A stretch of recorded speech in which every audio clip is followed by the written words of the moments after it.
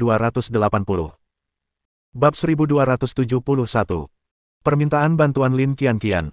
Ye Feng kemudian bermain-main dengan Tuan Tua Fuma dan Fuma Jianwu sebentar.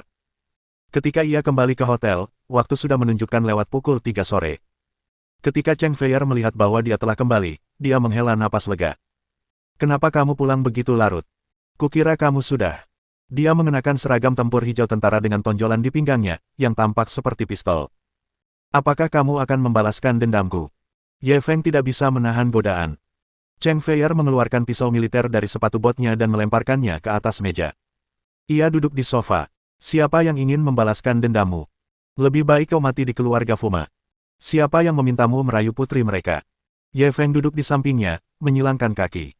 "Maaf mengecewakanmu, bukan hanya aku tidak mati, aku bahkan mendapatkan banyak hal."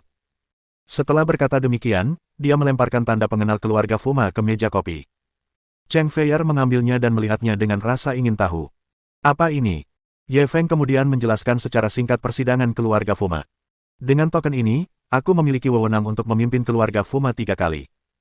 Tentu saja, aku hanya punya 2 lagi." Cheng Feier tercengang. Pengalaman Ye Feng hari ini terlalu menarik. Kalau orang lain, mungkin mereka akan menyombongkannya. Namun, pria ini hanya menceritakannya dengan santai. Tidak ada rasa puas di wajahnya, seolah-olah ia baru saja melakukan sesuatu yang sepele. "Dengan bantuan keluarga Fuma, misi kita akan jauh lebih mudah." Sambil menahan rasa terkejut di hatinya, ia langsung berbicara dengan gembira. Dia masih khawatir tentang misi selanjutnya. Dibandingkan dengan Yu Xidun yang masih belum tahu apa-apa, kekuatan mereka memang jauh lebih lemah. Sekarang setelah keluarga Fuma bergabung dengan mereka, mereka akhirnya bisa merasa lebih tenang. Tepat ketika Ye Feng hendak berdiskusi dengannya tentang rencana mereka selanjutnya, ponselnya tiba-tiba berdering. Ia mengeluarkannya dan melihat Lin Qianqian yang menelepon. "Hei, Qianqian, ada apa?" "Ye Feng, di mana kamu sekarang?" Begitu panggilan tersambung, suara cemas Lin Qianqian terdengar. "Aku di hotel." "Ada apa?" Ye Feng bingung. "Lelangnya akan diadakan besok, tapi kamu harus memverifikasi modalnya dulu sebelum bisa ikut lelang." "Tapi, rumah lelang tiba-tiba menaikkan persyaratan pendaftaran. Aku tidak punya cukup uang. Bisakah kamu datang sekarang?" Dia tahu bahwa wanita itu begitu cemas hingga hampir menangis. "Jangan khawatir. Berapa banyak uang yang dibutuhkan pihak lain untuk masuk?" Ye Feng menghiburnya sebelum bertanya balik. "Mereka bilang butuh setidaknya 10 miliar dolar Jepang, dan mereka hanya menerima dolar Jepang. Saya hanya membawa sekitar 6 miliar. Lin Qianqian menjelaskan situasinya secara singkat. Setelah mendengar ini, Ye Feng merasa lega. 10 miliar dolar Jepang terdengar menakutkan, tetapi kenyataannya, itu hanya sekitar 500 juta yuan Tiongkok. Ambang batasnya tidak terlalu tinggi. Namun, pihak lain hanya menerima mata uang Jepang, yang memang sedikit rumit. Jika dia ingin mentransfer dana dari China dan kemudian menukarnya dengan mata uang Jepang, mungkin akan memakan waktu setidaknya beberapa hari. Jelas waktunya tidak cukup. Namun, ia harus bergegas sekarang.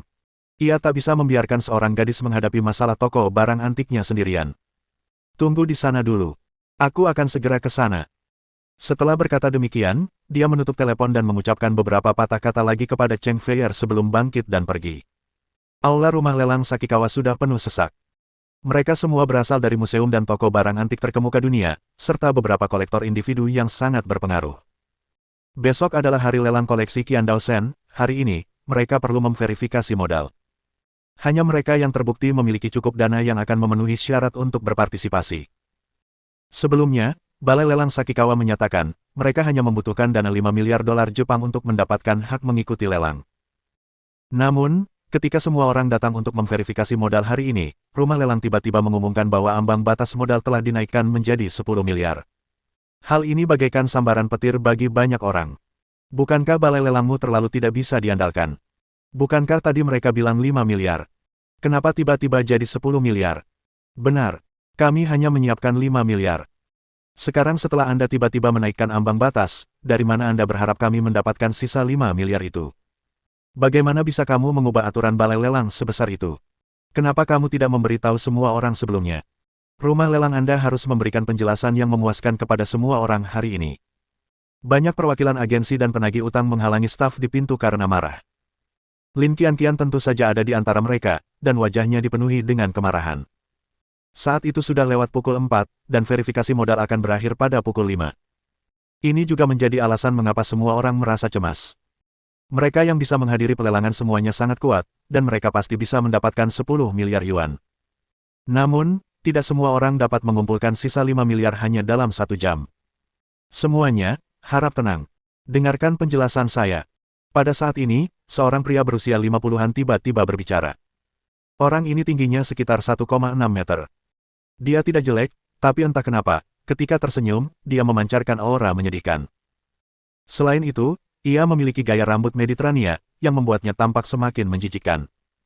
Akan tetapi, semua orang tetap diam, menunggu dia memberikan penjelasan.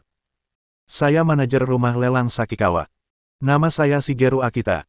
Kami baru saja menerima pemberitahuan dari atasan bahwa kami harus menaikkan biaya pendaftaran. Tidak ada yang bisa kami lakukan. Pria itu menyunggingkan senyum palsu profesional di wajahnya saat menjelaskan kepada semua orang. Namun, kata-katanya jelas tidak dapat meredakan kemarahan publik. Kami tidak keberatan Anda menaikkan ambang batas modal, tapi ini terlalu mendadak. Petik 1.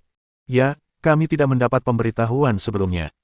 Sekarang setelah Anda tiba-tiba menaikkan ambang batas pendanaan, dari mana kami akan mendapatkan uangnya? Bagaimana dengan ini? Kami tidak akan mempersulit Anda. Anda bisa menaikkan batas modal, tetapi beri kami waktu 2 hari untuk mengumpulkan uangnya. Benar. Tinggal 1 jam lagi untuk verifikasi modal.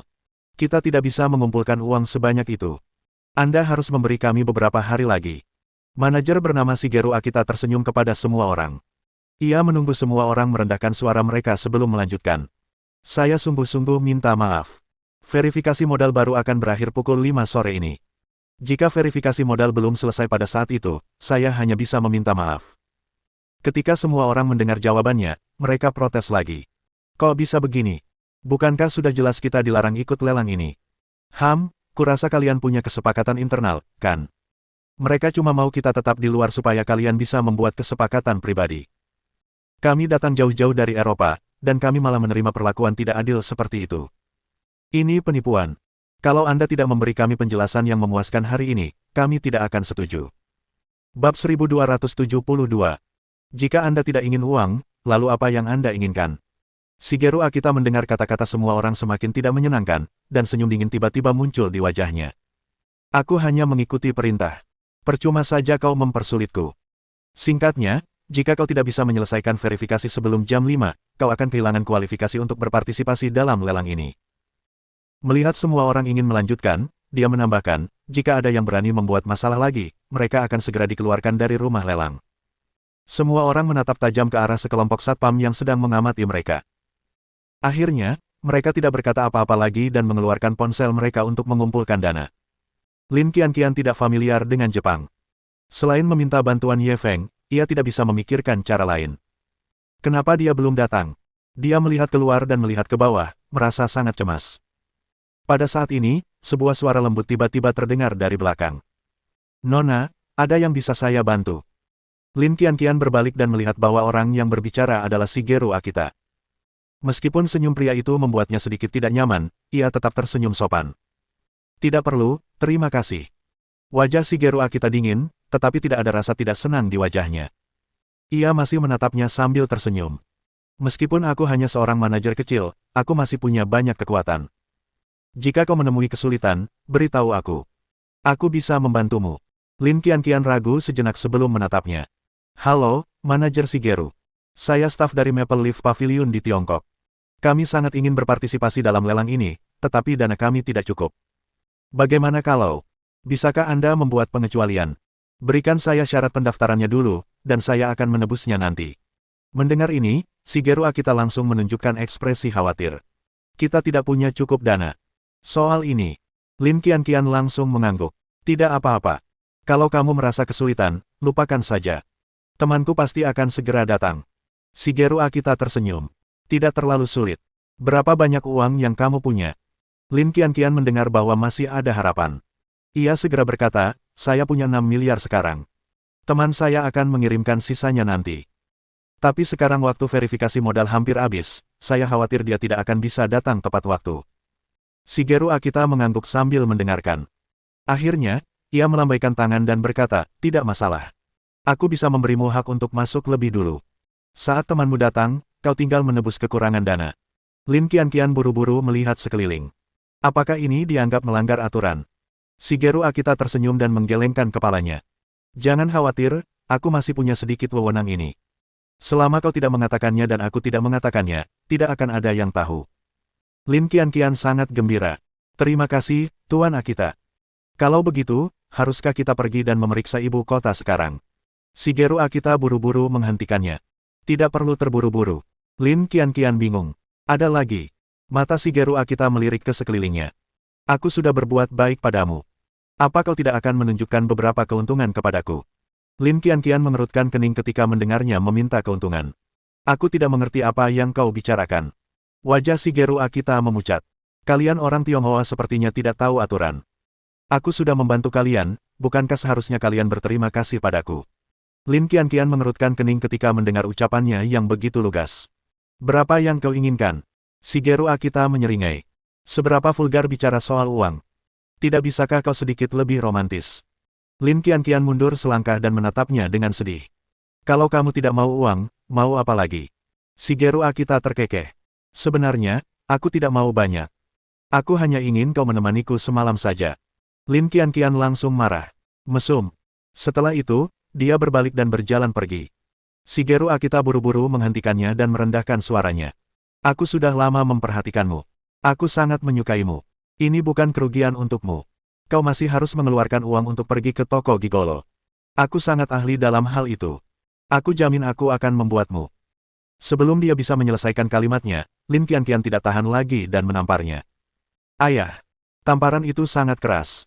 Bahkan di aula yang bising, suaranya terdengar sangat jelas. Aula yang tadinya berisik langsung menjadi sunyi. Semua orang menoleh dan melihat ke arah mereka. Shigeru Akita dipermalukan di depan umum dan langsung marah besar karena merasa terhina. Namun, ia tak berani memukul perempuan di depan begitu banyak orang. Ia hanya bisa menggertakkan gigi dan merendahkan suaranya. Babi Cina rendahan, aku memberimu kesempatan untuk melayaniku, dan kau berpura-pura tidak bersalah. Bagus sekali, dengan aku di sini, kau bisa melupakan hak masukmu. Setelah berkata demikian, dia pun pergi dengan marah. Lin Qianqian sangat marah hingga wajahnya memucat. Ia tidak menyangka akan bertemu orang mesum seperti itu di rumah lelang mewah seperti ini. Dia marah sekaligus takut, dan menantikan kedatangan Ye Feng. Dia menunggu di pintu selama 10 menit lagi sebelum akhirnya melihat sosok yang dikenalnya bergegas mendekat. Ia tak kuasa menahannya lagi. Ia pun bergegas maju dan menghambur ke pelukan Ye Feng. Ye Feng tertegun. Tanpa sadar ia ingin mendorongnya, tetapi ia merasakan tubuh wanita itu sedikit gemetar. Ia langsung merasa ada yang tidak beres. Ada apa denganmu? Siapa yang menindasmu? Mendengar pertanyaan Ye Feng, Lin Qianqian merasa semakin sedih. Tangisannya pun semakin keras. Sekeras apapun ia bertanya, ia tetap menolak memberitahu alasannya, karena ia mengerti temperamen Ye Feng. Jika ia tahu cerita lengkapnya, bahkan jika ia tidak menginginkan hak masuk, ia tetap akan pergi dan menyelesaikan masalah dengan Shigeru Akita. Namun, mereka sudah mempersiapkan pelelangan ini sejak lama. Jika semua usaha mereka sebelumnya sia-sia, dia pasti akan merasa sedikit enggan. Ye Feng menghiburnya beberapa kali sebelum dia berhenti menangis. Aku baik-baik saja, hanya saja, aku hanya merindukanmu. Lin Qianqian menundukkan kepalanya, tersipu. Ye Feng tak kuasa menahan diri untuk menggelengkan kepala dan tersenyum getir. Meskipun ia tahu bahwa wanita itu memiliki rahasia lain, karena wanita itu menolak untuk memberitahunya, ia tidak melanjutkan bertanya. Ayo pergi. Ayo kita periksa ibu kotanya. Dengan itu, dia menarik tangannya dan berjalan menuju konter. Shigeru Akita telah menyaksikan kejadian itu dari jauh. Ketika ia melihat Lin Qianqian memeluk seorang pria, matanya berkilat tajam. Ketika mereka berdua berjalan mendekat, ia langsung mendorong staf yang bertugas memverifikasi modal. Istirahat dulu. Saya akan membantu mereka memverifikasi modal. Staf tersebut mengira bahwa pemimpinnya penuh perhatian padanya dan langsung mengucapkan terima kasih yang sebesar-besarnya. Saat itu, Ye Feng dan Lin Qianqian berjalan mendekat. Halo, bisakah Anda membantu kami memeriksa kualifikasi kami? Shigeru Akita tersenyum pada Lin Qianqian. Wajah Lin Qianqian langsung berubah dingin saat dia memalingkan kepalanya. Shigeru Akita tidak keberatan, ia menoleh ke arah Ye Feng. Tidak masalah, tolong tunjukkan bukti danamu. Ye Feng mengambil sertifikat dana dari Lin Qianqian dan berbalik untuk memberikannya kepadanya. Saya punya 6 miliar dolar Jepang di sini. Shigeru Akita sudah tahu tentang ini. Sebelum sempat menyelesaikan kalimatnya, ia mengangkat tangan untuk menyela. Maaf, Tapi menurut aturan lelang ini, kita butuh setidaknya 10 miliar yuan tunai. Bab 1273. Beberapa ribu yuan sebulan, apa yang kau mainkan? Ye Feng mengangguk. Aku tahu, aku sudah menelepon seseorang untuk mengirimkan uangnya. Seharusnya segera sampai. Shigeru Akita melambaikan tangannya dengan tidak sabar seolah sedang mengusir lalat. Kalau begitu, kita bicara lagi nanti saat orang-orangmu tiba. Berikutnya. Ye Feng mengerutkan kening, tetapi ia segera merasa lega. Ia mengeluarkan kontrak pengalihan saham dari tasnya. Ini adalah kontrak pengalihan gedung komersial Nishikyo Ginza. Kontrak ini dapat membuktikan bahwa saya sekarang memiliki Nishikyo Ginza. Gedung komersial. Seharusnya ini cukup untuk membuktikan kekuatan finansialku, kan? Meskipun suaranya tidak keras, namun membuat orang-orang di sekitarnya menjadi pucat karena ketakutan dan menoleh dengan terkejut. Gedung komersial Nishikyo Ginza merupakan bangunan penting di kota Edo dan salah satu bangunan komersial paling makmur. Nilainya setidaknya 100 miliar dolar Jepang. Jika pemuda ini benar-benar pemilik gedung komersial Nishikyo Ginza, maka tidak ada keraguan tentang kekuatan finansialnya. Shigeru Akita menerima kontrak itu dengan wajah muram. Setelah membolak-balik beberapa halaman, ia langsung mencibir dan melempar kontrak itu kembali. Aku sudah melihat banyak orang sepertimu. Kau mau berbohong padaku dengan kontrak palsu. Kau pikir aku semudah itu ditipu? Kontrak palsu. Ketika orang-orang di sekitar mendengar ini, mereka semua bingung. Ye Feng menatapnya dan bertanya dengan dingin, apa hakmu mengatakan bahwa kontrak ini palsu? Shigeru Akita menatapnya dengan senyum dingin. Semua orang di kota Edo tahu bahwa Menara Ginza di kota Edo adalah milik Tuan Sakamoto Miyazaki. Saya belum pernah mendengar Menara Ginza berganti pemilik. Ketika orang-orang di sekelilingnya mendengar apa yang dikatakannya, mereka semua merasa itu masuk akal. Jika raksasa seperti gedung komersial Nishikyo Ginza diakuisisi, hal itu akan menyebabkan keributan besar. Akan tetapi, mereka belum pernah mendengar ada organisasi yang merilis berita bahwa mereka ingin mengakuisisi gedung komersial Nishikyo Ginza. Sekarang pemilik baru gedung komersial Nishikyo Ginza telah tiba-tiba muncul, siapapun pasti akan bingung. Melihat semua orang setuju dengannya, raut wajah Shigeru Akita menjadi semakin puas. Lagi pula, kau hanya anak kecil yang bahkan belum tumbuh rambut. Beraninya kau menyombongkan diri sebagai pemilik gedung komersial Nishikyo Ginza. Hahaha, kalau kau pemilik Menara Ginza, aku akan jadi ketua parlemen Jepang. Mendengar kata-katanya yang sinis, semua orang tertawa terbahak-bahak. Jika yang datang adalah seorang pria berusia 40-an atau 50-an, mungkin akan lebih dapat dipercaya. Namun, Ye Feng masih terlalu muda. Ia tampak seperti mahasiswa yang belum lulus. Sulit dipercaya bahwa ia adalah bos baru gedung komersial Nishikyo Ginza. Ye Feng menatap sudut mulut Shigeru Akita. Ia langsung menunjukkan simpati. Tidak apa-apa, aku mengerti. Kau sudah sangat tua, tapi kau baru saja menjadi manajer balai lelang. Tentu saja, kau tidak akan mengerti apa artinya menjadi muda dan menjanjikan. Aku berusia 21 tahun ini, dan aku sudah bisa membeli Nishikyo Ginza Commercial. Bangunan. Aku memang luar biasa. Wajar kalau kamu tidak bisa mengerti. Wajah Shigeru Akita masih penuh ejekan, tetapi ketika mendengar ini, ekspresinya langsung berubah muram. Babi Cina, katakan itu lagi kalau kau punya nyali. Rumah lelang Sakikawa dianggap sebagai salah satu rumah lelang terbesar di Edo.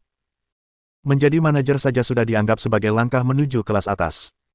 Dia selalu bangga dengan prestasinya, tetapi sekarang, dia diejek oleh seorang pria Tionghoa yang paling dibencinya. Dia sangat marah. Ye Feng menatapnya dengan bingung. Apa aku salah bicara? Jangan bilang kau pikir menjadi manajer di bisnis lelang sudah lebih tinggi dari orang lain. Tidak mungkin. Siapa di antara orang-orang yang bisa datang ke sini hari ini yang tidak berstatus lebih tinggi darimu? Kenapa kau tidak buang air kecil dan melihat dirimu sendiri? Apa kau punya hak untuk berbicara dengan kami secara setara? Mata Shigeru Akita memerah saat ia mendengarkannya meloloskan diri. Ia seperti anjing liar yang ingin menggigit seseorang. Dan semua orang sudah sangat menderita karena Shigeru Akita sebelumnya. Sekarang setelah mendengar omelan Ye Feng, mereka ingin bertepuk tangan dan bersorak. Ye Feng tampaknya tidak menyadari kemarahannya. Ia terus menusuk hatinya. Apa kau benar-benar berpikir dengan dukungan balai lelangmu, kau bisa memerintah kami? Kami di sini untuk mendukung balai lelangmu, jadi kami adalah tulang punggungmu. Kenapa kau tidak bicara baik-baik dengan orang tuamu saat bertemu mereka? Kenapa kau berpura-pura jadi serigala besar? Puci. Lin Qianqian, yang berdiri di samping, langsung merasa geli. Namun, ia langsung bereaksi. Rasanya agak tidak pantas untuk tertawa sekarang, jadi ia buru-buru menutup mulutnya. Namun, tawanya seperti menyiramkan bensin ke api, yang langsung menyulut amarah Shigeru Akita. Babi Cina bodoh, kau sedang mencari mati. Apa-apaan kalian semua berdiri di sana? Cepat dan usir babi Cina ini. Dia mengucapkan kalimat terakhir itu kepada sekelompok penjaga keamanan di belakangnya. Baru pada saat itulah sekelompok penjaga keamanan bereaksi. Mereka segera bergegas menuju Ye Feng. Melihat konflik akan pecah, para penonton bergegas mundur. Melihat sekelompok penjaga keamanan sudah bergegas di depannya, Ye Feng tiba-tiba berteriak dingin, mari kita lihat siapa yang berani melangkah maju. Tatapannya dingin tak seperti biasanya. Sekelompok penjaga keamanan itu berhenti dan menatapnya dengan kaget. Tatapan tajam Ye Feng menyapu para penjaga keamanan itu. Sejujurnya, kekayaan bersih saya setidaknya 1 triliun dolar Jepang. Jika saya tidak sengaja menabrak sesuatu, kalian tidak akan mampu membelinya bahkan jika kalian bangkrut. Beberapa ribu yuan sebulan, apa yang kalian mainkan? Kekuatan kata-kata ini sama sekali tidak kalah dengan pedang. Rombongan penjaga keamanan itu langsung mundur ketakutan. Memang, orang-orang yang bisa datang untuk memverifikasi ibu kota hari ini semuanya adalah para petinggi yang kaya raya. Mereka semua sangat mahal. Jika mereka benar-benar melakukan sesuatu yang buruk padanya, mereka akan mendapat masalah besar. Shigeru Akita menyadari bahwa kata-kata Ye Feng telah membuat para penjaga keamanan ketakutan, dan ia pun semakin marah. Sekelompok pengecut. Denganku di sini, apa yang kalian takutkan? Tetapi apapun yang dikatakannya, para petugas keamanan tetap berhenti. Shigeru Akita tak punya pilihan selain mengarahkan ujung tombaknya ke Ye Feng. Nak, lidahmu tajam sekali, aku tak bisa menang melawanmu. Sekalipun kau benar-benar bos gedung komersial Nishikyo Ginza, kau tak bisa begitu saja membawa kontrak. Kalau kau tak bisa menunjukkan 10 miliar yuan sebagai bukti hari ini, bahkan jika kaisar datang, itu tak akan berhasil. Setelah mengatakan ini, dia menatap Ye Feng dengan penuh kepuasan. Hehe, statusmu lebih tinggi dariku, kan? Terus kenapa? Aku lihat saja bagaimana kamu masuk hari ini. Tepat saat ia merasa puas, ia tiba-tiba mendengar sebuah suara. Sekalipun kaisar datang, itu tidak akan berhasil. Bagaimana kalau aku yang datang? Suaranya tidak keras, tetapi langsung menarik perhatian semua orang. Semua orang menoleh dan melihat seorang pria parubaya berjas berjalan ke arah mereka. Tuan Sakamoto. Ekspresi Shigeru Akita berubah saat dia melihat orang ini. Orang ini adalah pemilik gedung komersial Nishikyo Ginza, Sakamoto Miyazaki. Ia juga merupakan pengunjung tetap rumah lelang tersebut, jadi tentu saja ia mengenalnya. Tuan Sakamoto, Anda datang di waktu yang tepat. Baru saja, anak ini berani menyamar sebagai bos baru gedung komersial Nishikyo Ginza. Karena bos yang sebenarnya sudah ada di sini, mari kita lihat apa yang akan dikatakan anak ini. Ia menghampiri dengan ekspresi memuja, lalu menatap Ye Feng dengan penuh kepuasan, menunggu untuk melihatnya mempermalukan dirinya sendiri. Bab 1274. Bahkan wajahku tidak cukup bagus. Siapa sangka Sakamoto Miyazaki akan mendengus dingin saat ini. Siapa bilang dia penipu? Tuan Ye ini memang bos baru gedung komersial Nishikyo Ginza. Begitu dia mengatakan hal itu, suasana langsung berubah menjadi seruan. Saya tidak menyangka pemuda ini akan menjadi bos baru Nishikyo Ginza. Gedung komersial. Kupikir dia berpura-pura. Tuan Sakamoto sudah mengonfirmasinya. Bagaimana mungkin itu palsu? Memiliki prestasi seperti itu di usia yang begitu muda, sungguh mengejutkan. Dia juga bisa jadi murid dari keluarga tertentu di Tiongkok, kan? Mulai dari nol. Bagaimana mungkin? Semua orang berdiskusi dengan lembut, mata mereka penuh dengan keterkejutan. Ekspresi wajah Shigeru Akita membeku. Tuan Sakamoto, apakah Anda bercanda? Apakah dia benar-benar bos baru gedung komersial Nishikyo Ginza? Sakamoto Miyazaki meliriknya dengan dingin. Jangan bilang kau tidak percaya padaku. Apa kau masih perlu aku tunjukkan kontrak transfernya? Mulut Shigeru Akita berkedut. Ia ingin mengatakan bahwa ia sudah membaca kontraknya, tetapi ia tidak percaya. Ia menatap pria Tionghoa yang dibencinya dengan tatapan terkejut dan penuh kebencian. Situasinya sungguh rumit. Sakamoto Miyazaki mengabaikannya. Ia berbalik dan berjalan menghampiri Ye Feng. Tuan Ye, saya sudah membawa uangnya. Sayangnya, waktunya terlalu singkat, dan hanya 3 miliar dolar Jepang yang berhasil dimobilisasi. Dalam perjalanan ke sini, Ye Feng telah menelepon Sakamoto Miyazaki, memintanya untuk mentransfer dana likuid di rekeningnya dan mengirimkannya ke rumah lelang. Ketika dia mendengar bahwa dia hanya mendapat 3 miliar, dia mengerutkan kening. Bahkan dengan Lin Qianqian yang 6 miliar, hanya punya 9 miliar. Dia masih selangkah lagi dari ambang batas 10 miliar. Sakamoto Miyazaki telah memperhatikan ekspresinya selama ini. Melihatnya sedikit tidak senang, ia buru-buru menjelaskan, Tuan Ye, saya sudah berusaha sebaik mungkin. Waktunya terlalu sempit kali ini. Jika Anda memberi saya lebih banyak waktu, saya pasti bisa mengumpulkan lebih banyak lagi. Ye Feng tahu dia mengatakan yang sebenarnya. Dia tersenyum tak berdaya. Tapi balai lelang itu punya aturan bahwa seseorang harus punya dana likuid 10 miliar untuk bisa masuk. Kita masih kekurangan 1 miliar. Petik 1. Sakamoto Miyazaki mendengarkan dengan seksama dan segera menoleh ke Shigeru. Akita. Manajer Shigeru, bisakah Anda memberi saya pengecualian?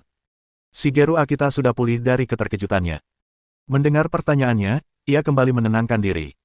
Tuan Sakamoto, saya sungguh minta maaf. Semua orang diperlakukan sama. Saya tidak bisa melanggar aturan di sini, kan?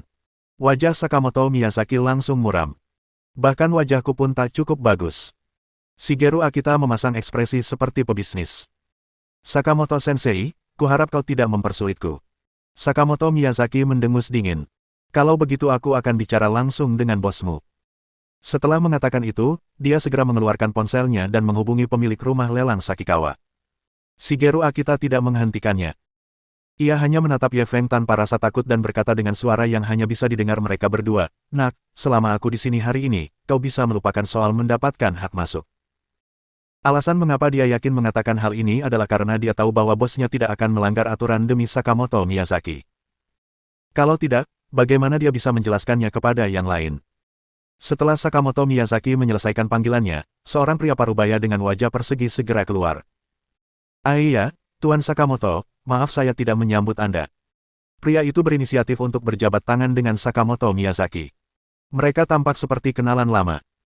Sakamoto Miyazaki bahkan tidak repot-repot berbasa-basi dengannya dan langsung menceritakan apa yang telah terjadi.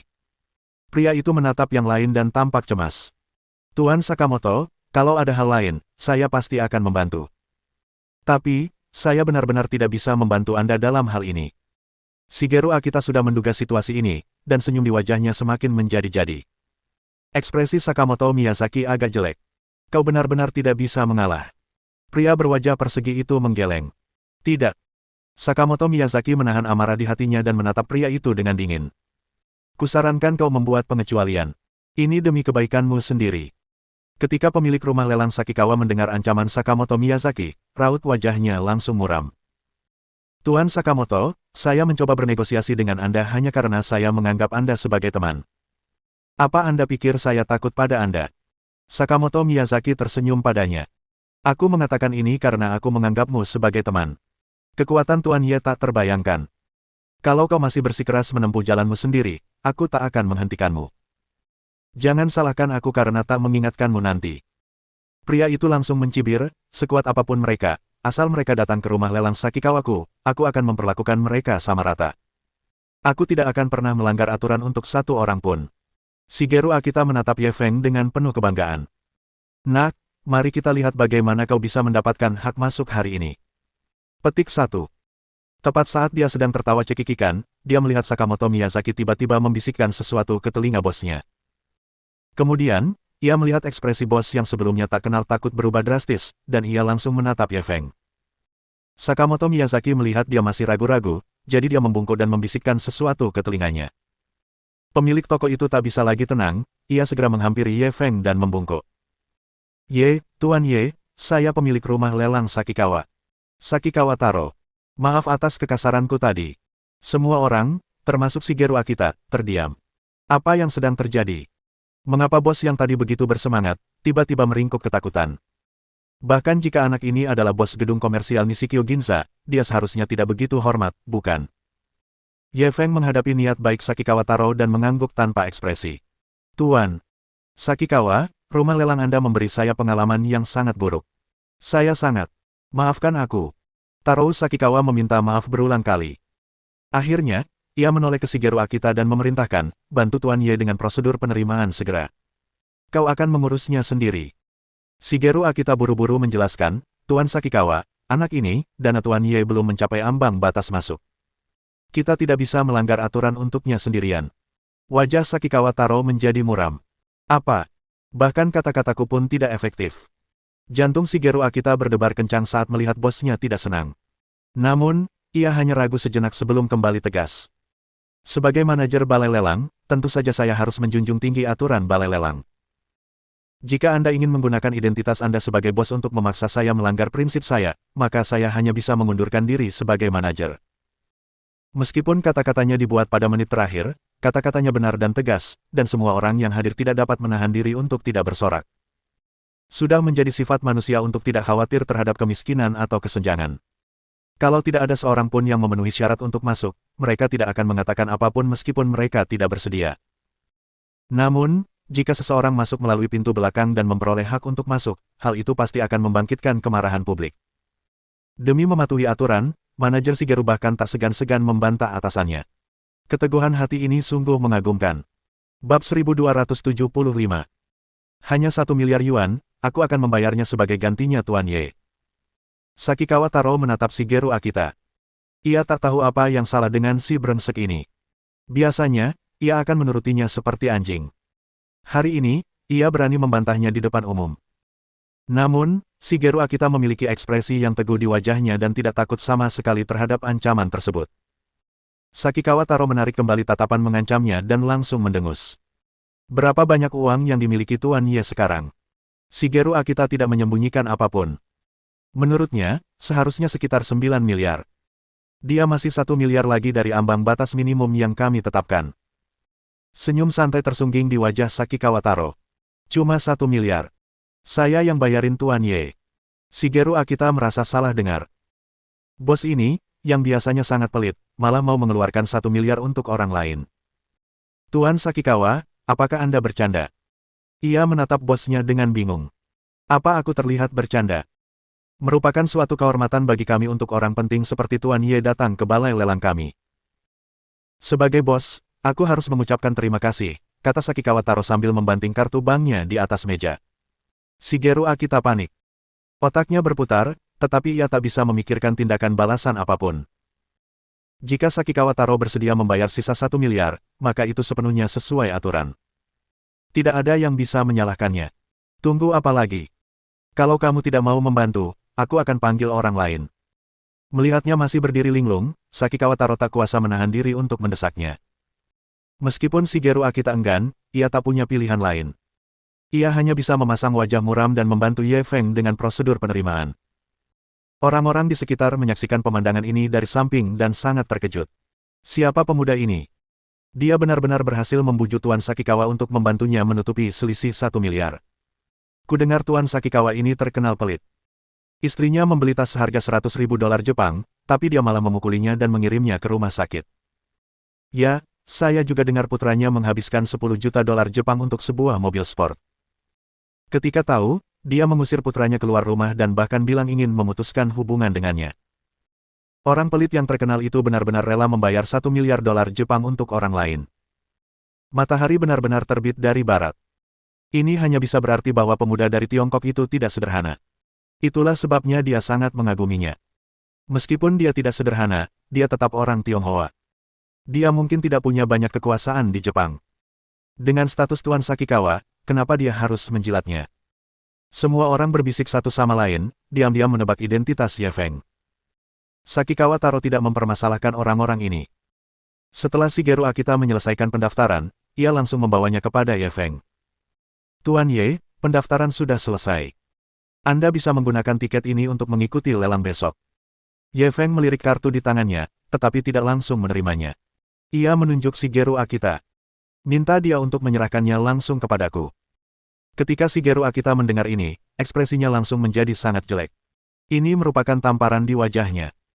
Meski Ye Feng menolaknya, Sakikawa Taro tidak merasa sedih. Atau lebih tepatnya, dia tidak berani merasa tidak bahagia sedikitpun. Baru saja Sakamoto Miyazaki bercerita kepadanya tentang rekor pertempuran gemilang Tuan Ye. Bahkan Yamaguchi Gumi, geng nomor 1 di Jepang, ditindas oleh Tuan Ye. Mereka bahkan tidak berani membalas dendam. Sebagai pemilik balai lelang, bagaimana mungkin dia berani memprovokasi orang seperti itu? Serahkan saja pada Tuan Ye. Sambil berbicara, ia menyerahkan kembali kartu itu pada Shigeru Akita. Wajah Shigeru Akita memucat. Ia menggertakkan gigi dan berjalan menuju Ye Feng sambil memegang kartu itu. Wajahnya tegas. Ini dia. Ye Feng memasukkan tangannya ke dalam saku. Beginikah cara balai lelangmu memperlakukan pelanggannya? Dada Shigeru Akita naik turun dengan hebat. Akhirnya, ia menahan amarahnya dan nadanya sedikit membaik. Terimalah ini. Bibir Ye Feng melengkung membentuk senyum mengejek, bukankah kau bilang kalau kaisar datang hari ini, aku tidak akan bisa masuk? Apalagi yang ingin kau katakan sekarang? Shigeru Akita merasa sangat terhina, tetapi ia tetap menyerahkan kartu itu dengan kedua tangannya. Sebelumnya, saya bersikap kasar. Tolong. Tuan Ye, jangan bersikap perhitungan dengan saya. Ye Feng masih tidak menerimanya. Sudah ku bilang sebelumnya, adalah kehormatanmu bahwa aku bisa berbicara denganmu sebagai orang yang setara. Sayang sekali kau tidak bisa menempatkan dirimu pada posisi yang tepat dan menganggap remeh kehormatan. Tapi kenyataannya, kau hanyalah seekor anjing. Shigeru Akita tiba-tiba mengangkat kepalanya dan menatapnya. Ye Feng menatapnya dengan tenang. Sepertinya kau masih belum menemukan posisi anjing. Kalau begitu, biarkan aku mengajarimu. Setelah mengatakan itu, ia menamparnya. Ayah. Tamparan ini begitu kuat sehingga menyebabkan Shigeru Akita terhuyung dan hampir. Semua orang menyaksikan kejadian itu dalam diam, tetapi tak seorang pun berani mengatakan apapun. Adapun Sakikawa Taro, dia memalingkan kepalanya ke samping seolah-olah dia tidak melihat karyawannya dipukuli. Lin Qianqian berdiri di belakang Ye Feng. Diam-diam dia merasa senang. Shigeru Akita ini pernah mengancamnya tanpa malu-malu sebelumnya, sekarang setelah dia melihat Shigeru Akita dipukuli habis-habisan oleh Ye Feng, dia merasa sangat puas. Shigeru Akita adalah orang yang sangat peduli dengan wajahnya. Setelah ditampar Ye Feng di depan banyak orang, amarahnya membara. Ia menatap Ye Feng dengan mata yang hampir menyemburkan api. Ye Feng tak kuasa menahan diri. Ia menamparnya lagi. Aku beri kau nasihat lagi. Saat kau lebih lemah dari orang lain, kau harus belajar menyembunyikan agresivitasmu, kalau tidak, kau akan mati lebih cepat. Shigeru Akita menutupi pipinya yang terbakar, tidak berani menunjukkan sedikit pun rasa kesal di wajahnya, atau dia hanya akan dipukuli lebih parah. Ye Feng melihat bahwa sikapnya akhirnya berubah menjadi ramah dan ia tidak melanjutkan serangannya. Kau belajar dengan cepat.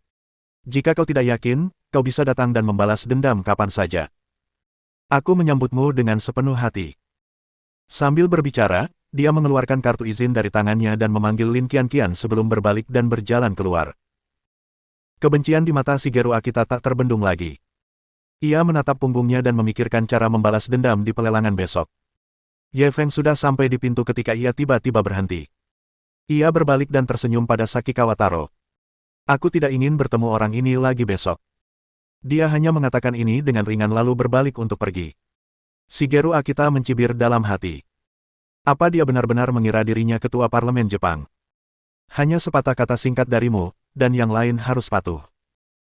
Tepat saat ia sedang tidak setuju, ia melihat bosnya, Sakikawa Taro, perlahan berjalan menghampirinya. Kamu bisa pergi ke Departemen Keuangan untuk melunasi gajimu sekarang. Kamu tidak perlu datang ke sini mulai besok. Bab 1276. Sialan, dia berakting lagi. Ekspresi Shigeru Akita berubah drastis. Tuan Sakikawa, apakah benar-benar akan memecatku hanya karena kata-kata anak itu? Aku pahlawan di balai lelang kita, kau tidak bisa melakukan ini padaku. Sakikawa Taro mencibir. Jangan bilang kau pahlawan balai lelang itu. Bahkan jika kau adalah ayah kandungku, selama Tuan Ye tidak menyukaimu, kau harus berkemas dan pergi. Petik 2. Shigeru Akita bingung. Kenapa? Bukankah dia hanya orang Tionghoa? Kenapa kamu takut padanya? Raut wajah Sakikawa Taro langsung berubah muram. Melihat kau sudah melakukan yang terbaik untuk balai lelang ini, aku akan memberimu nasihat.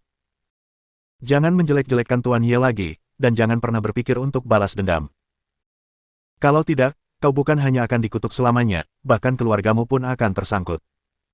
Semakin Shigeru Akita mendengarkan, semakin terkejut ia. Ia benar-benar ingin tahu alasannya. Namun, Sakikawa Taro tidak memberinya kesempatan untuk berbicara lagi. Hanya itu yang ingin kukatakan. Terserah kau mau mendengarkan atau tidak. Tapi mulai sekarang, kau tidak akan ada hubungannya lagi dengan rumah lelang kami. Setelah mengatakan itu, dia pun pergi dengan tegas. Kaki Shigeru Akita lemas dan dia hampir terjatuh. Bahkan bosnya, Sakikawa Taro, sangat takut pada orang ini. Leluhur hidup macam apa yang dia provokasi. Lin Qianqian mengikuti Ye Feng keluar dari rumah lelang. Kepalanya masih sedikit pusing. Masalah yang membuatnya cemas, apakah Ye Feng dapat menyelesaikannya dengan mudah? Meskipun dia gembira, dia juga merasakan kekalahan yang amat dalam. Ye Feng melihat bahwa dia sedikit tertekan dan tidak bisa menahan diri untuk menggodanya. Ada apa? Kenapa kamu tidak senang setelah mendapatkan hak masuk? Lin Qianqian memaksakan senyum. Aku sangat senang. Tapi dibandingkan denganmu, aku merasa seperti sampah. Setelah Ye Feng mendengar ini, ekspresinya langsung berubah serius. Jadi, kenapa kau bersaing denganku? Apa kau tidak mencari masalah? Lin Qianqian mengira pria itu akan menghiburnya, tetapi ia tak menyangka pria itu akan setenang itu. Ia langsung memutar bola matanya. Hei, hei, hei, bisakah kau sedikit lebih rendah hati? Ye Feng mengangkat bahu. Sebenarnya, aku sudah sangat rendah hati, tapi kau masih menganggapku terlalu sombong. Mau bagaimana lagi, ketika perbedaan kekuatan mencapai tingkat tertentu, bahkan makan dan buang air besar pun akan dianggap berpura-pura, aku juga sangat tidak berdaya. Sialan, dia berakting lagi. Lin Qianqian mengepalkan kedua tangan kecilnya. Ia ingin memukulnya, tetapi tak berani. Ia tampak begitu naif dan menawan. Ye Feng melihat penampilannya yang imut dan tanpa sadar memeluk pinggangnya. Di sisiku, kau bisa menjadi orang yang riang dan tak berguna. Bahkan jika langit runtuh, aku akan mendukungmu. Anda. Petik 2. Tubuh Lin Qianqian menegang dan napasnya semakin cepat saat dia tiba-tiba memeluknya. Tepat ketika suasana di antara mereka berdua menjadi sedikit ambigu, mereka tiba-tiba mendengar Sakamoto Miyazaki batuk di belakang mereka. Lin Qianqian tersipu dan mendorongnya menjauh. Siapa yang mau jadi orang tak berguna di sisimu? Aku ingin membuktikan diri dengan kekuatanku sendiri. Setelah berkata demikian, dia memanggil mobil dan pergi tanpa menoleh ke belakang. Ye Feng menatap ke arah kepergiannya. Senyum masih tersungging di wajahnya. Dia hanya menolak menjadi orang tak berguna, tapi dia tidak bilang menolak berada di sisinya. Apa dia pikir dia bisa menyembunyikan pikiran-pikiran kecilnya darinya? Sakamoto Miyazaki berjalan perlahan, tanpa menyembunyikan rasa irinya. Tuan Ye, Anda punya teman perempuan yang begitu dekat. Saya sungguh iri pada Anda. Ye Feng lalu menoleh padanya. Terima kasih sudah datang hari ini. Sakamoto Miyazaki buru-buru melambaikan tangannya. Tolong jangan bilang begitu. Aku sudah sangat berterima kasih karena kau telah membeli gedung komersial Nishikyo Ginza dan masih membiarkanku mengelolanya. Bukankah sudah sepantasnya aku membantumu dalam masalah sekecil ini? Ye Feng hanya tersenyum tipis. Ia mengganti topik. Oh ya, aku perlu merepotkanmu dengan sesuatu. Sakamoto Miyazaki langsung serius. Tuan Ye, apakah Anda punya instruksi lain? Ye Feng menyerahkan kartu bank berisi 10 miliar dolar Jepang kepadanya. Bantu aku menarik semua uang di sini. Sebelum lelang berakhir besok, kau harus mengirimkannya ke balai lelang.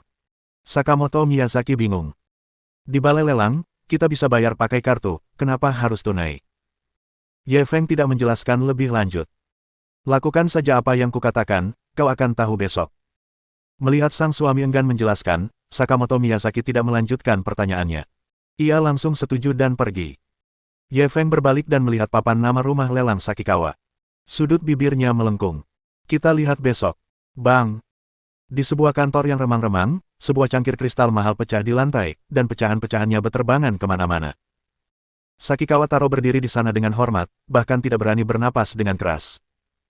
Kenapa kau membayar miliaran untuk anak itu? Kau tahu aku sudah memutuskan untuk membeli barang sebanyak ini, tapi sekarang kau sengaja membiarkan musuh sekuat itu masuk. Apa kau mencoba menghancurkan rencana besarku? Pria yang duduk di belakang meja bertanya dengan tegas. Karena masalah pencahayaan, seluruh tubuhnya tersembunyi dalam kegelapan, dan wujud aslinya tidak dapat terlihat dengan jelas. Sakikawa Taro menelan ludah. Miki-san, Tuan Ye itu terlalu kuat. Aku tidak berani menyinggung perasaannya. Bang! Pria yang dipanggil, Miki-san, itu semakin marah dan kembali menggebrak meja. Kau tidak berani menyinggungnya, tapi berani menyinggungku. Sakikawa Taro buru-buru menyeka keringat di dahinya. Miki-san, tolong jangan mempersulitku.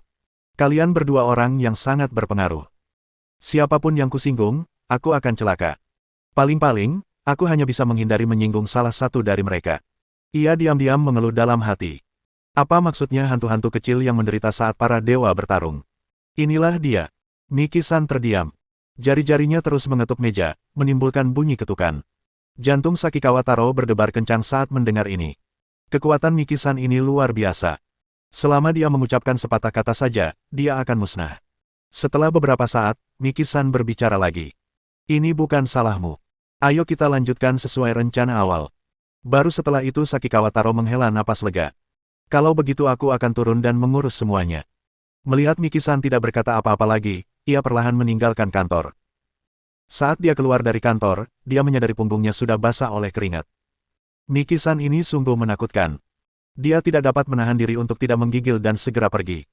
Keesokan paginya, Ye Feng masih tidur ketika dia terbangun oleh dering teleponnya.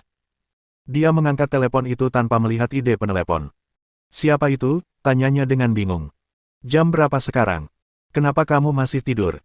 Suara Lin Qianqian langsung terdengar dari ujung sana. Baru jam 8. Kenapa kamu bangun pagi-pagi sekali? Ye Feng melihat jam, dan dia sedikit kesal. Lelang akan dimulai pukul 10. Cepat bangun. Aku sudah di hotelmu, desak Lin Qianqian. Bab 1277. Bukankah ini kecelakaan? Bukankah masih ada 2 jam lagi? Kenapa kamu terburu-buru? Ye Feng sedikit kesal. Bangun dan mandi. Lalu, sarapanlah. Lagi pula kita sudah dalam perjalanan, waktunya sudah hampir tiba. Jangan berlama-lama. Kalau kamu tidak bangun, aku akan naik dan mengangkat selimutmu, ancam Lin Qianqian. Baiklah, aku mengerti. Ye Feng tidak punya pilihan selain bangun dan mandi. Ketika dia selesai mencuci piring dan keluar dari kamar mandi, dia kebetulan melihat Cheng Feier berjalan keluar. Kamu mau keluar lagi hari ini? Cheng Feier menatapnya tanpa daya. Pria ini selalu pulang pagi dan pulang malam. Ia ingin membahas rencana selanjutnya dengannya, tetapi ia tidak punya waktu. Ya, aku akan pergi ke pelelangan hari ini, jawab Ye Feng dengan santai. Lelang? Bisakah kau mengajakku? Cheng Feier mulai tertarik. Tidak, satu pintu masuk hanya bisa digunakan oleh 2 orang. Ye Feng segera menghilangkan pikirannya. Cheng Feier berjalan ke samping dengan marah dan merajuk. Ya, kamu semakin mirip wanita. Ye Feng tak dapat menahan godaan untuk menggodanya saat melihatnya bertingkah seperti gadis kecil. Apa yang kau bicarakan? Aku perempuan, Cheng Feier langsung protes. Dulu kau wanita yang tangguh. Ye Feng tertawa sambil kembali ke kamar tidurnya untuk berganti pakaian hitam.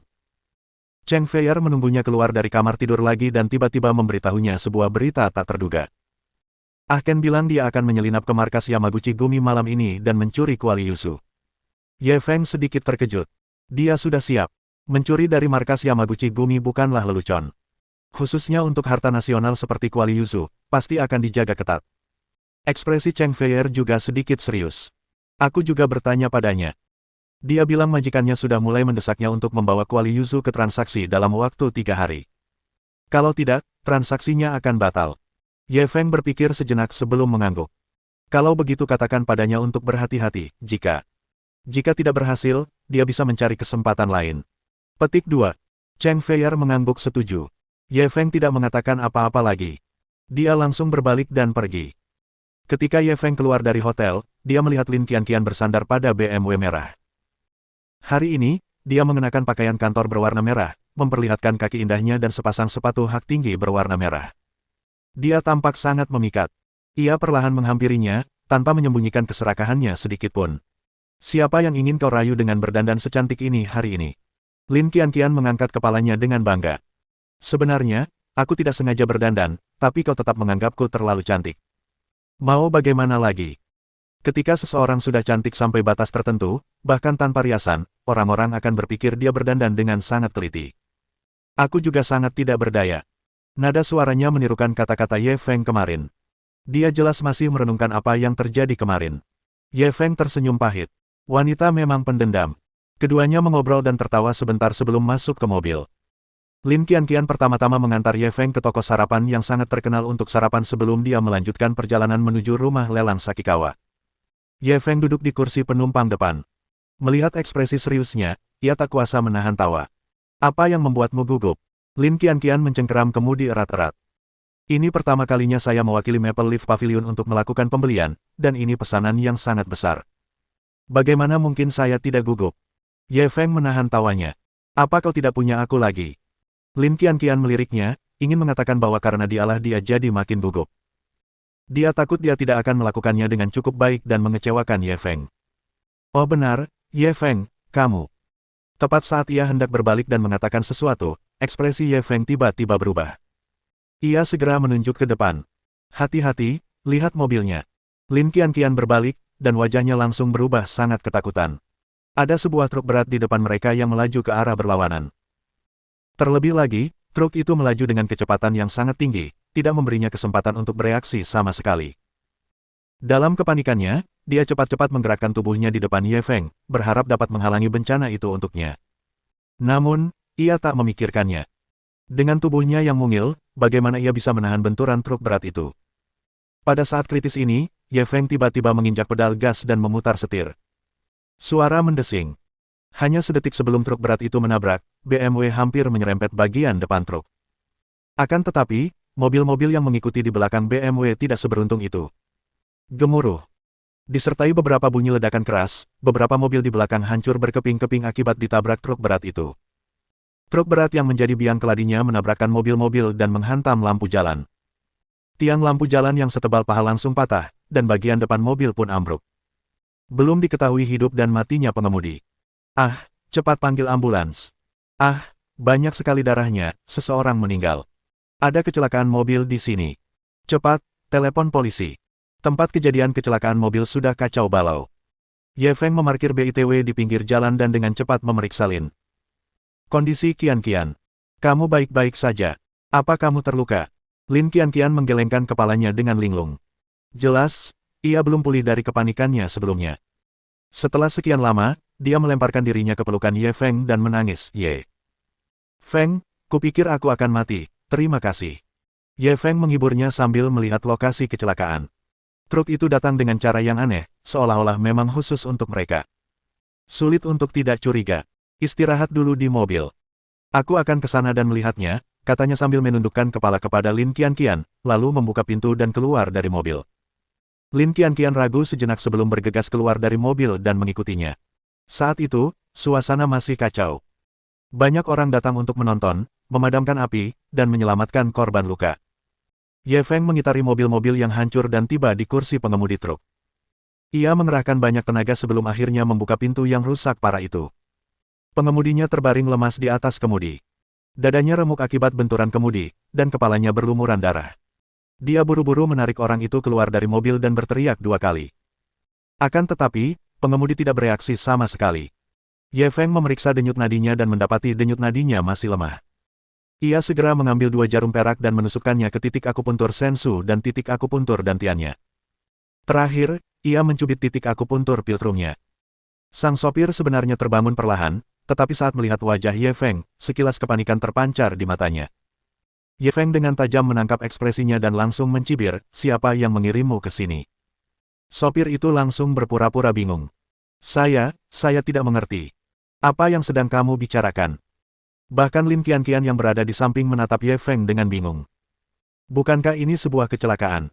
Mengapa kata-kata Ye Feng kedengaran seperti telah diatur oleh seseorang? Bab 1278. Antara kematian dan menjalani hidup yang lebih buruk dari kematian, mana yang Anda pilih? Ye Feng melihat pengemudi itu menyangkalnya, lalu mendengus dingin. Kau pura-pura bodoh. Aku tahu ada seseorang di belakangmu.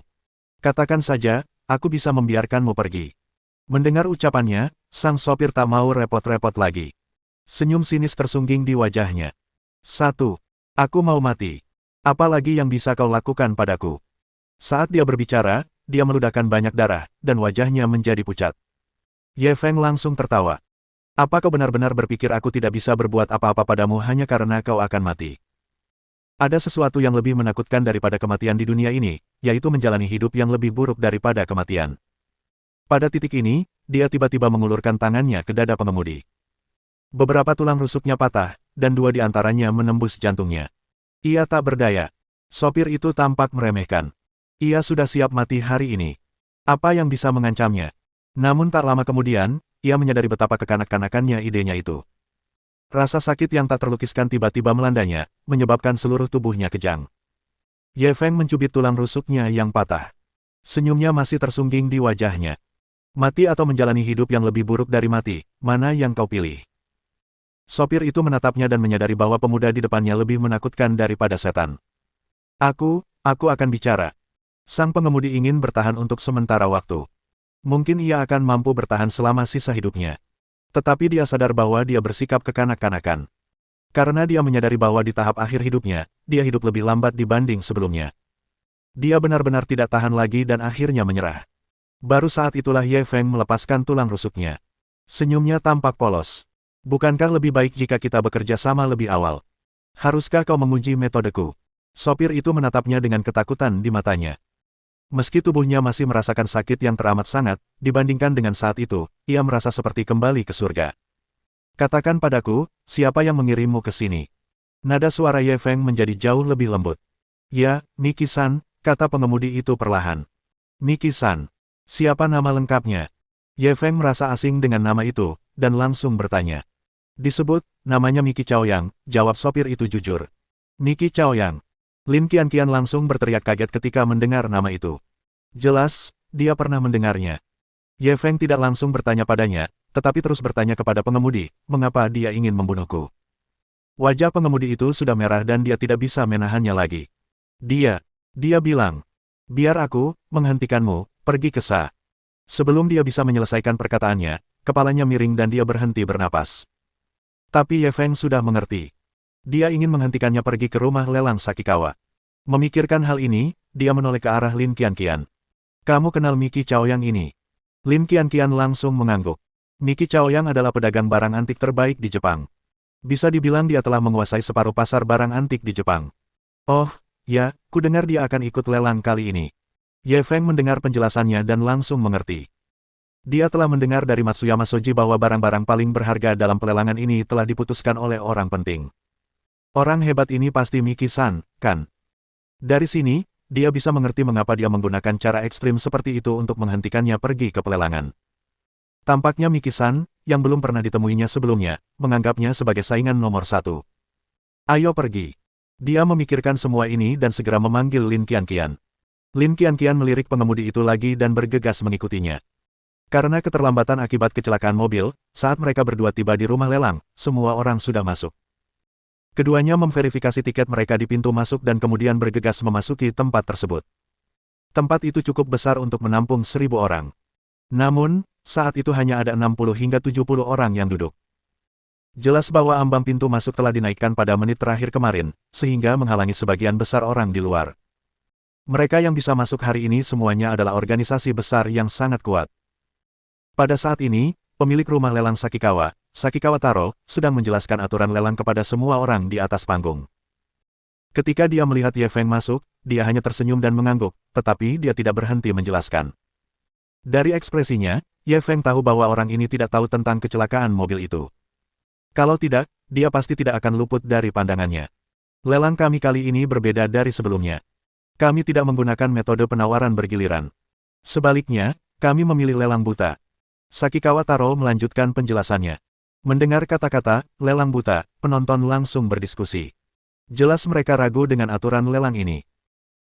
Seolah tidak melihat ekspresi semua orang, Sakikawa Taro melanjutkan penjelasannya. Sederhananya, kita akan memajang semua barang sekaligus dan memberi waktu 1 jam bagi semua orang untuk melihat-lihat. Setelah waktu habis, semua orang akan menuliskan tawaran mereka di daftar penawaran. Orang dengan tawaran tertinggi akan mendapatkan kepemilikannya.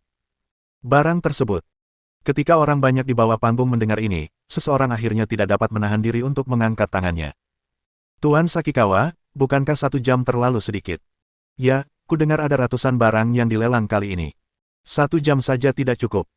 Saya sarankan kita menambah waktu browsing menjadi 3 jam sehingga kita punya cukup waktu untuk browsing dan berdiskusi. Ya, 1 jam jelas tidak cukup. Ye Feng, yang juga duduk di bawah panggung, tak kuasa menahan tawa. Mereka menetapkan aturan ini agar tidak sempat mempelajarinya dengan saksama. Kamu masih mau bikin mereka menunggu lebih lama? Apa ini cuma candaan?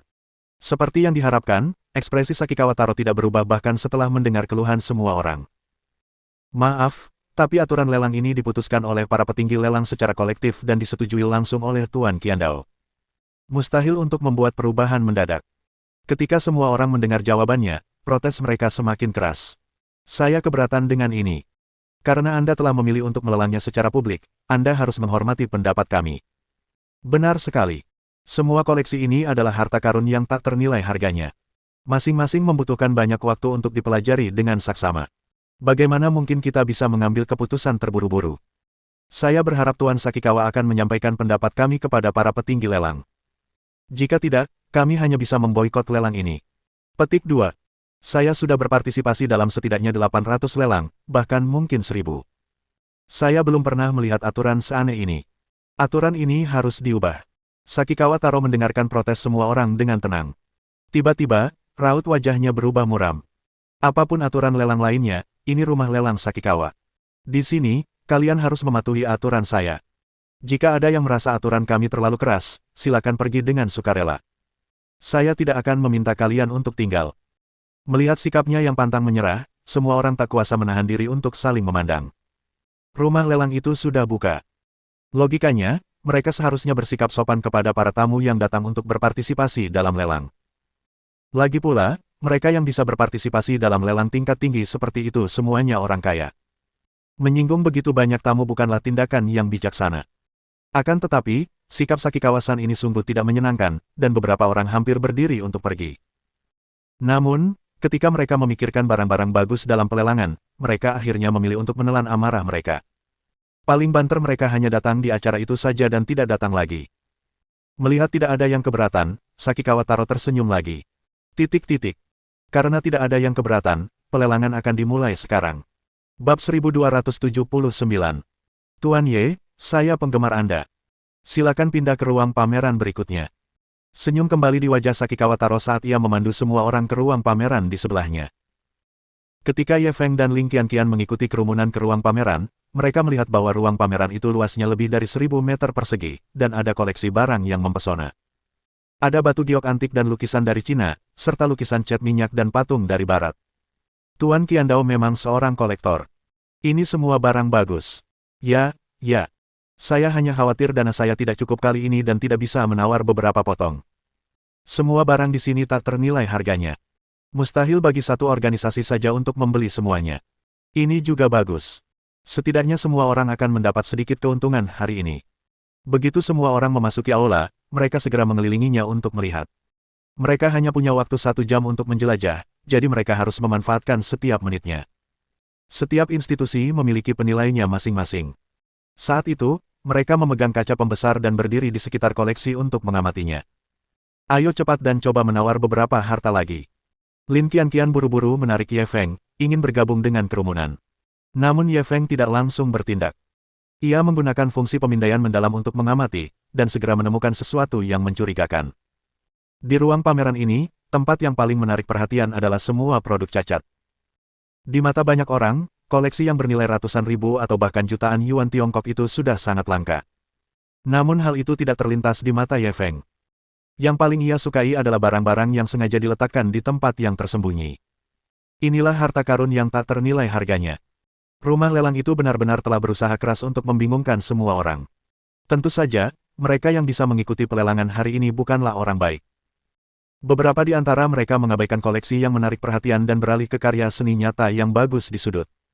Namun pada saat itu, tiba-tiba terdengar suara di ruang pameran. Tuan Ye, bukankah ini penilai Tiongkok yang hebat, Tuan Ye? Suara ini muncul sangat tiba-tiba dan langsung menarik perhatian semua orang di ruang pameran. Ye Feng dan Lin Qianqian juga berbalik dan melihat seorang pria setengah baya pendek berjalan cepat.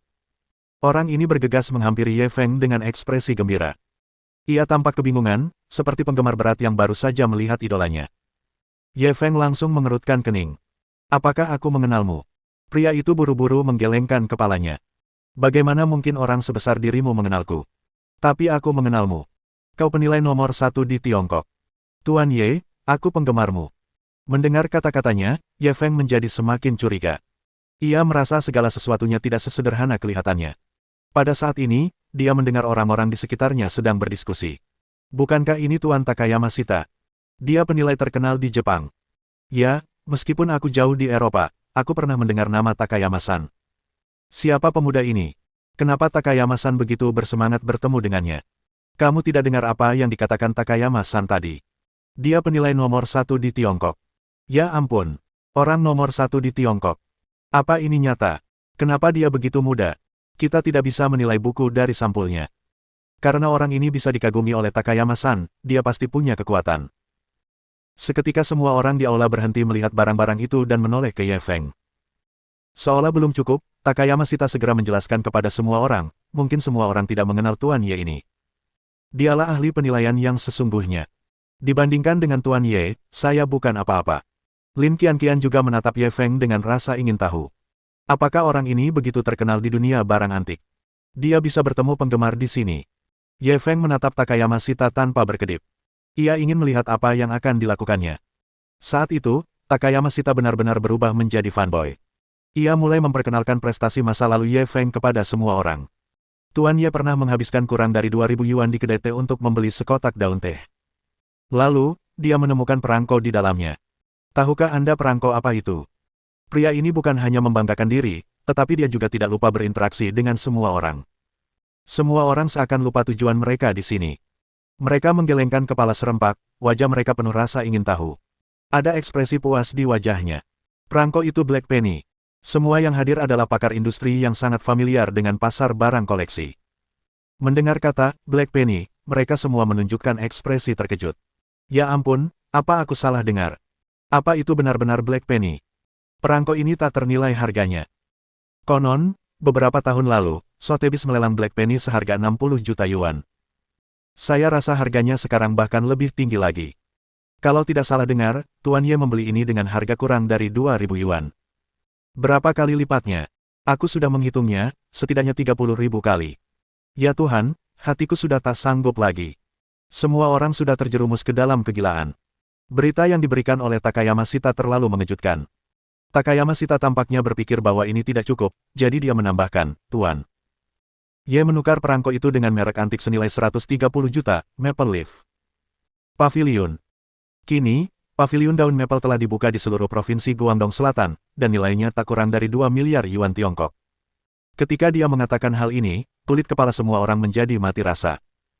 Meskipun 2 miliar bukanlah angka yang tak terbayangkan bagi mereka. Jangan lupa, ini ditukar dengan harga kurang dari 2.000 yuan. Ini hanyalah sebuah mukjizat yang tidak pernah terdengar. Pada saat ini, semua orang menatap Ye Feng dengan tatapan membara. Rasanya seperti sekawanan serigala yang telah lapar selama setengah bulan, tiba-tiba melihat seekor domba yang lezat dan ingin menerkamnya serta menggigitnya. Namun, Takayama Shita tak henti-hentinya memujinya. Ia mulai mengumumkan hasil pertarungan Ye Feng satu persatu. Wanita berkerudung merah, piala 9 naga, lampu safir, dan sebagainya. Semuanya mengejutkan.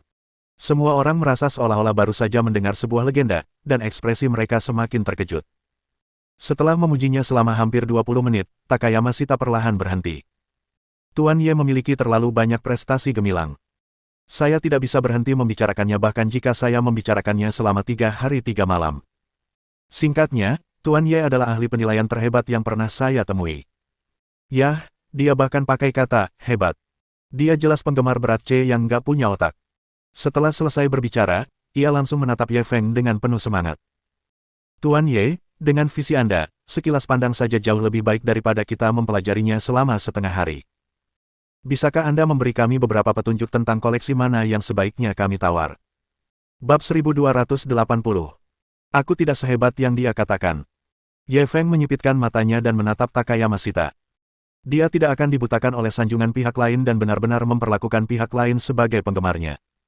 Alasan mengapa orang ini melakukan ini pasti ada konspirasi yang tak terkatakan di baliknya. Dia hanya melirik orang-orang di sekitarnya yang sudah penuh kekaguman padanya, dan dia sudah secara garis besar memahami rencana orang ini. Pertama, ia ingin menarik perhatian orang-orang tersebut kepadanya, mengalihkan perhatian mereka sehingga mereka tidak memiliki energi untuk memperhatikan harta karun yang sengaja disembunyikan. Kedua, bila orang-orang ini terus-menerus memperhatikan setiap gerakannya, pergerakannya mau tidak mau akan terbatasi. Ini bisa dibilang seperti sekali mendayung 2 burung terbayar. Hanya Mikisan, yang sudah menentukan harta karunnya, yang menjadi pemenang akhirnya. Setelah memikirkan semua ini, sudut mulutnya langsung melengkung membentuk senyum dingin. Karena dia memang telah merencanakan sesuatu yang buruk, mari kita lihat siapa yang lebih jago bermain catur.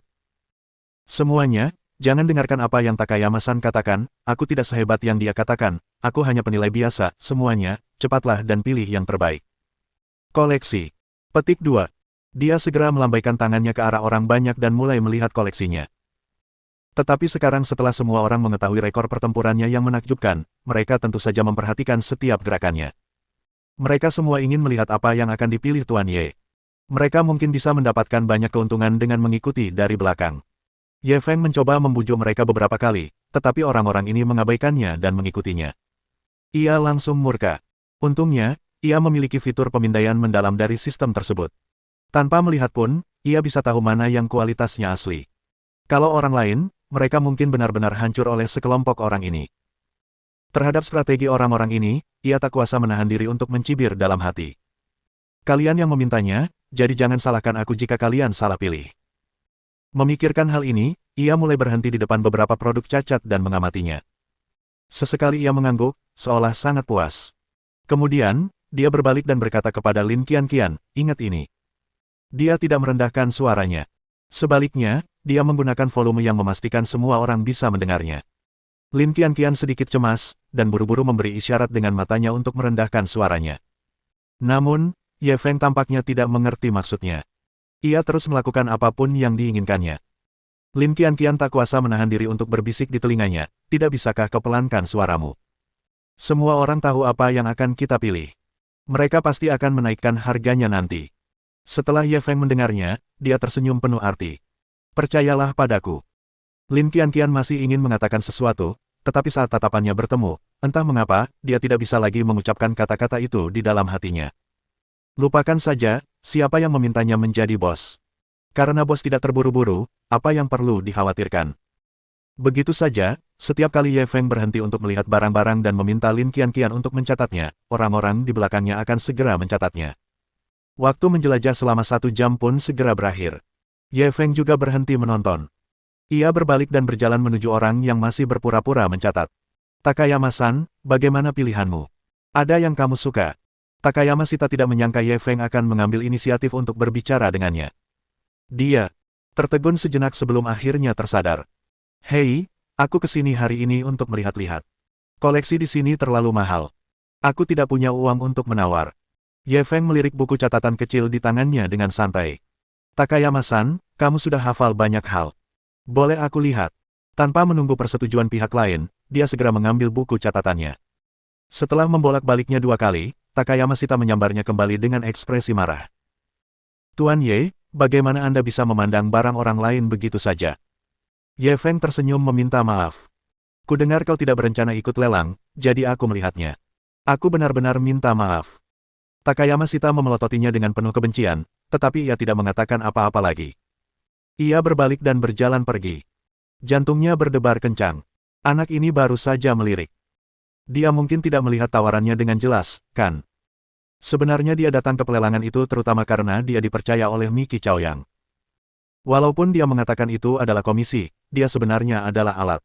Barang apa saja yang dilelang dan berapa harganya. Miki Chaoyang sudah memberinya daftar nama. Ia hanya perlu mengutip sesuai daftar tersebut. Misi lainnya adalah menarik perhatian semua orang kepada Ye Feng. Adapun prestasi pertempuran Ye Feng, semuanya diberikan kepadanya oleh Miki Chaoyang. Sebenarnya, dia sama sekali tidak percaya pada hal-hal itu. Sekilas, semua itu tampak konyol. Bagaimana mungkin ada hal yang begitu sulit dipercaya? Namun, orang-orang bodoh itu benar-benar mempercayainya. Pantas saja dia dipermainkan Miki-san, dia memang pantas mendapatkannya. Ye Feng menatap punggung Takayama Sita. Senyum dingin muncul di wajahnya. Meski dia hanya melihatnya sekilas, dia sudah menghafal tawaran pihak lain. Dengan penguasaan 1000 keterampilannya, ia hanya memerlukan beberapa detik untuk menghafal setumpuk kartu, apalagi beberapa rangkaian angka.